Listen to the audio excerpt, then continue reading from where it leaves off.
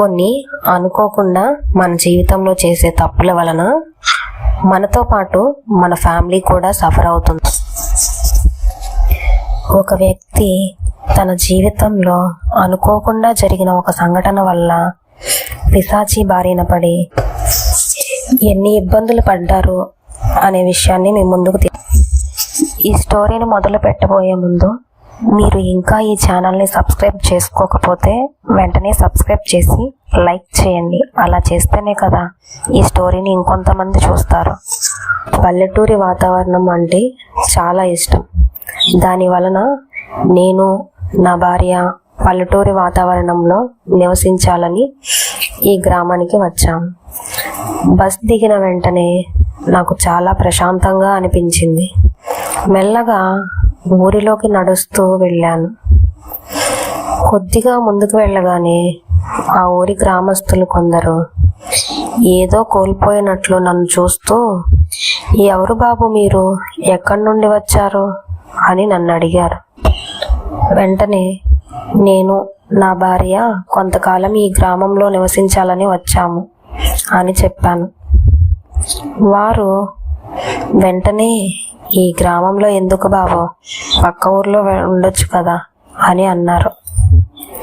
దానికి నా భార్య, ఎందుకు అలా అన్నారు, ఒకసారి అడగండి అని చిన్నగా నాతో చెప్పింది. అది విన్నవారు, ఈ గ్రామం అంత మంచిది కాదు, ఎందుకైనా మంచిది కొంచెం జాగ్రత్తగా ఉండండి అని అన్నారు.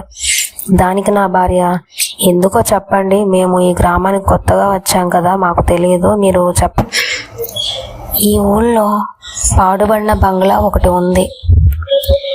దాని దగ్గర ఒక శాపగ్రస్తమైన గడియారం ఉంది. దాని వలన ఊళ్ళో రాత్రి 8 గంటలు దాటితే ఎవరో బయటికి రారు. మీరు ఈ గ్రామంలో ఉండాలి అనుకుంటే మీరు కూడా రాత్రి వేళల్లో బయటికి రావద్దు అని చెప్పారు. దానికి నా భార్య, 1.5 కిలోమీటర్ల దూరంలో మా బాబాయ్ వాళ్ళు ఊరు ఉంది, అక్కడికి వెళ్దాం అని చెప్పింది. కానీ నాకు ఇలాంటి వాటి మీద నమ్మకం లేదు. అందువలన నేను అదేమీ లేదులే, ఇవన్నీ మూఢనమ్మకాలు అని చెప్పి మేము రెంట్కి తీసుకున్న ఇంటి దగ్గరికి వెళ్ళాము. మార్నింగ్ నుండి జర్నీ చేయడం వల్ల బాగా అలసిపోయాను. దానివల్ల నాకు బాగా నిద్రపోయాను. రాత్రి సమయం 9 గంటలు కావస్తుంది. నాకు ఈవినింగ్ నిద్రపోవడం వల్ల నిద్ర రావడం లేదు. అలానే 2 గంటలు గడిచిపోయాయి. అప్పటి వరకు బాగానే ఉన్న వాతావరణం సడన్గా ఏవో శబ్దాలు వినిపించాయి.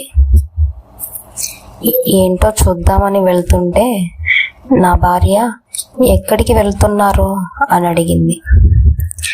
దానికి నేను, ఇప్పుడే వస్తాను అన్నాను. దానికి నా భార్య, వద్దండి, ఊరి వాళ్ళు చెప్పింది మర్చిపోయారా చెప్పింది.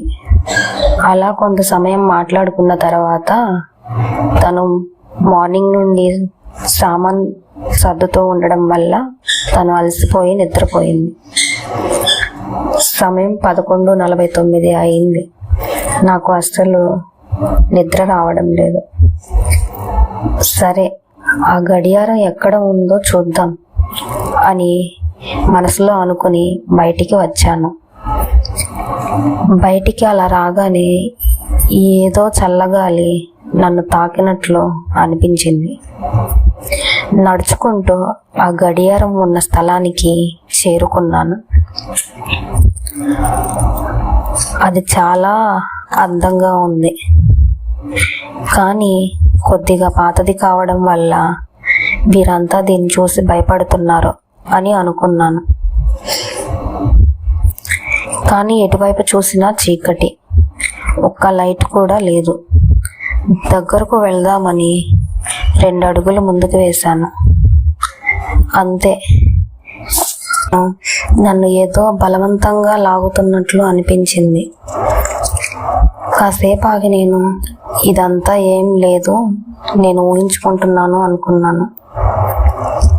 సరే, గడియారం దగ్గరికి ఎలాగో వచ్చాను కదా, దగ్గరికి వెళ్ళి చూద్దాం అని అనుకున్నాను. మెల్లగా గడియారం దగ్గరికి వెళ్ళాను. ఒక పిశాచి వచ్చి నా గొంతును పట్టుకుంది. నా శరీరం బరువుగా మారిపోయింది. నాకు ఊపిరి కూడా ఆడడం లేదు. కేకలు వేయాలి అనుకున్నా, కానీ గొంతు నుండి మాట బయటికి రావట్లేదు. కొంత సమయం తరువాత స్పృహ తప్పి పడిపోయాను. నాకు అంతవరకే గుర్తుంది. మరుసటి రోజు కొందరు అటువైపుగా వెళ్ళే గ్రామస్తులు గడియారం దగ్గర నా పాదముద్రలు చూసి ఎవరు ఇటు వెళ్ళారు అని చూద్దామని వచ్చారు. అప్పటికే రక్తపు మడుగులో పడి ఉన్న నన్ను చూసి హాస్పిటల్కి తీసుకువెళ్ళి నా భార్యకి ఫోన్ చేశారు. నా భార్య వచ్చి నన్ను చూసి వెక్కి వెక్కి ఏడుస్తుంది. అది చూసి నాకు చాలా బాధ అనిపించింది. నేను కోలుకున్నాను. తరువాత ఆ గ్రామం నుండి వచ్చేసాము. కొందరు నాకు చెప్పిన దానిని బట్టి అటువైపుగా వెళ్ళిన వాళ్ళు ఎవ్వరూ ఇప్పటి వరకు తిరిగి రాలేదు. నువ్వు అదృష్టవంతుడివి, నువ్వు తిరిగి వచ్చావు. ఇప్పటికైనా కానీ పెద్దలు చెప్పిన మాట వినడం నేర్చుకో అని అన్నారు. ఇప్పటికీ ఆ గడియారం ఎవరి బలి కోసం ఎదురు చూస్తుందో తెలీదు. ఏంటంటే, ఎవరైనా ఏదైనా చెప్పితే ఎంతో కొంత నిజం ఉండకుండా మనతో చెప్పరు. ఒకవేళ మీరు నమ్మకపోతే సైలెంట్గా ఉండండి, అంతేకాని ఇలాంటి పనులు మాత్రం చేయకండి. మీ లైఫ్లో ఇలాంటి సంఘటనలు ఏమైనా జరిగితే నాకు ఇన్స్టాలో మెసేజ్ చేయండి. మీ స్టోరీని కూడా పోస్ట్ చేస్తాము. అలాగే ఈ వీడియోని చూస్తున్న వారు లైక్ అండ్ సబ్స్క్రైబ్ చేయండి.